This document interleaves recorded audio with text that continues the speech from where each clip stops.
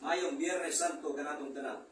Sa makausap pa, ang Catholic Faith Defender Cebu, God Cannot Die, uban sa mga sponsors o sa DYER Island Radio 92.7 FM.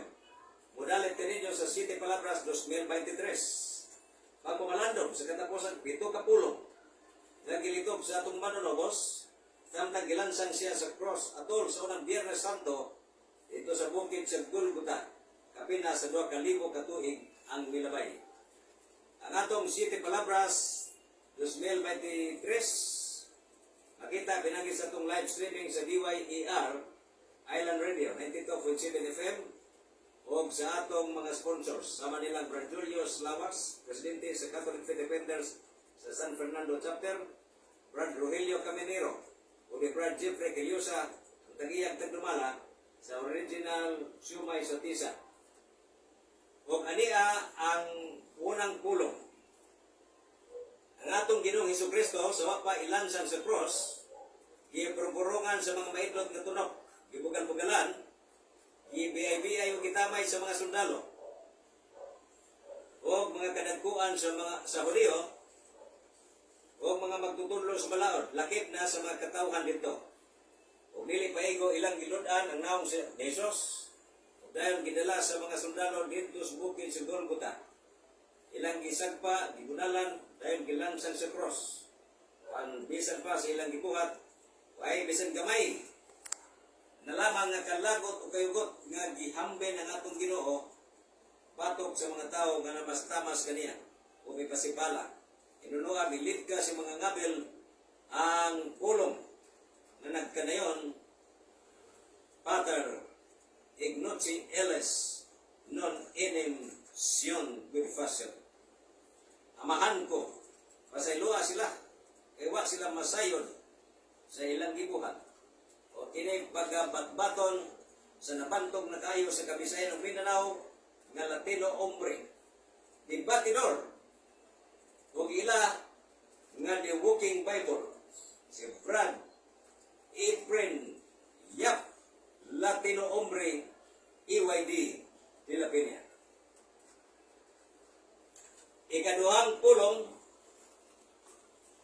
tupad sa cross ni Jesus, gilansang usab dito ang duha ka mga tulisan o kriminal, ang usa siyang wala, o ang usa sa iyahang tuo. O sa mga kriminal nga nagbitay dito, may bugal-bugal kang Jesus, pinaagi sa pag-ingon, dili ba ikaw man ang Mesiyas? Luwasa ang imong kaugalingon, o luwasa usab kami. Apan gibadlong siya siyang kauban nga nag-ingon, wa ka ba mahadlok sa Dios? Kita niya din gisilutan sa maurang silot. Apan ang silot natong duha, angay ka nato, kay gisilutan man kita sibo, ug tukma sa atong daotang nabuhat. Apan wa siya sila, o mingon siya kang Isos, o jimikom iris in paradiso. O nga sa Pinisaya pa, karong adlaw uban ka kanako sa paraiso. O ni ikaduhang pulong nagilitok sa atong manunubos, samtang gilansang siya sa cross. Kini pagamatbaton sa usa sa mga sakop sa CFD San Fernando Chapter na si Brad Dixie Tatoy. Sa ikatulong pulong, doon sa cross ni Jesus, nabarog dito ang iyang inahan, o ang igsuon siyang inahan. Ingon man si Maria nga asawa ni Cleopas, o sa Maria Magdalena. Sa pagkakita ni Jesus sa iyang inahan, o sa tinunan nga iyang gimahal, na nagbarok dito, miingon siya, Mulier itsi filius tuos, itsi mater tua.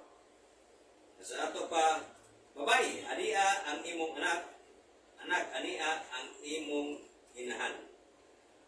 Ang ikatulong pulong, pagabatbaton sa laing sakop sa Catholic Faith Defender sa Balod San Fernando Chapter, Master sa Latin di Orasyon, si Brad Arne Lariosa. Sa ikaupat ka pulong, tapos gilansang sa mga sundaw ang atong Ginoo, ikuha nila ang iyang sapot o gibahin, ikuha sa nila ang biste ni Jesus kataas, wala walay tinahian. O nagripa sila kung si kinsa ang makapanagian ini. Tabo kini arong matuman ang bahin sa kasulatan nga nagingon, gibahin nila ang akong sapot o giripahan nila ang akong bistin. Kumani ni, miingon si Jesus, Dios míos, ut quid reliquest ini. Sa ato pa, Diyos ko, nganong gibiyaan mo ako. O kini pagabatbaton, sa naila na kayo nga maglalantog usab o membro sa Board of Steward sa Catholic Faith Defenders Cebu Archdiocese Chapter, nag-iya og dumala sa original Siubay sa Tisa, Brad Jeffrey Sikyo Kilyusa. Ikalimang kulong, samtang nagbitay ang atong manunubos Diyos Cross, GBI, giluhod-luhuran, yupo-yupuan, gitamay siya sa mga tao, o sa mga sundalo dito. Ihausap ang daghang panon sa katawhan, o kababayan nga nagpaandaw lamang kang Isos. O niya si Isos pingon,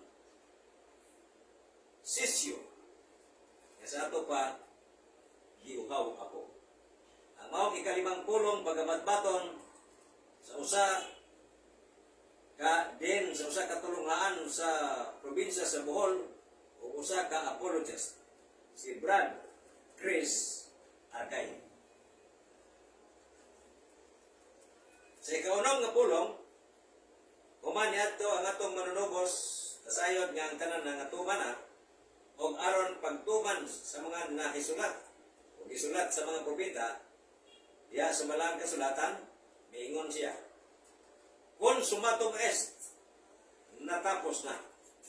Ang ikaunom nga pulong, pagabatbaton sa laing sakop sa CFD Cebu Chapter, ang ilang nga tingob sa kabatan-unan, si Brad Kim Cabiro. Sa ikapitong pulong, pag alas 3 ang tagna sa hapon, ibunong pagdanag ang haring adlaw, ug mitabon ang kangit-ngit sa tibok kayutaan. Ug nagisi ang tabel sa templo gikan sa ibabaw anton sa ubos. Ug sa makusog na tingog misinggit si Jesus sa pagingon, Pater, in manus tuas ubindo spiritum meo. Sa ato pa, amahan ko sa imong mga kamot, itugyan ko ang akong espiritu. Ang ikapitong pulong, magabatbaton sa nailangan nga master sa pangatarungan o logika, usa ka dipensor katoliko, si Brad Rogelio Caminero.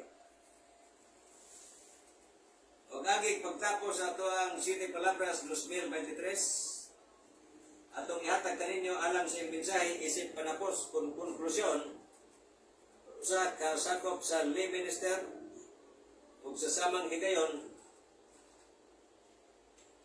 sakop sa Catholic Faith Defenders sa San Fernando Chapter, si Brad Jerome Krasky.